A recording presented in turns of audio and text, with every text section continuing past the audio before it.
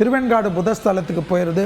50 gram விபூதி, 50 gram குங்குமம், 50 gram நல்லெண்ணெய் கொடுத்து கோயில் முறைப்படி பூஜை பண்ணி 3 குளத்தில் கை கால் கழுவிட்டு வரணும். பொறுமையாக பார்த்துட்டு வாங்க. குளம் பத்திரமா இறங்குங்க.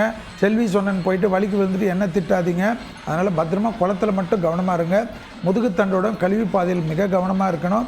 6ஆம் இடத்தில் குரு, அதனால் ஹெல்த்து தான் ரொம்ப கவனம்.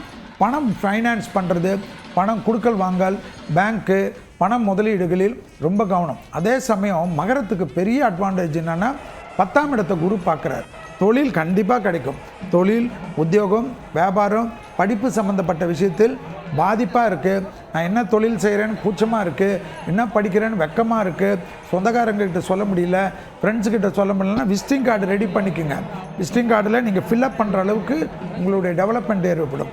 கொடுத்த வாக்கு குடும்பத்தில் காப்பாற்றப்படும். கொடுத்த வாக்கு வெளியிடத்தில் காப்பாற்றப்படும். தனிப்பட்ட முறையில் செல்வாக்கு ஏற்படும். அதே போல் 7.5 சனியிலிருந்து பரிபூர்ணமாக விலகிவிட்ட ராசி மகரம். நரம்பு சம்பந்தப்பட்ட உபத்திரம் கண்டிப்பாக பார்த்துக்கணும். 8இல் கேது இருப்பதனால் வாகனத்தில் வித்தைகள் எல்லாம் காட்டினீங்கன்னா ஹாஸ்பிட்டலில் தான் படுத்துட்டு இருப்பீங்க மல்லாக்க. அதனால் வண்டியில் ரொம்ப கவனமாக இருக்கக்கூடிய ராசி யாருன்னு பார்த்தா மகர ராசிக்காரர்கள். சுபவிரயம் ஏற்படும்.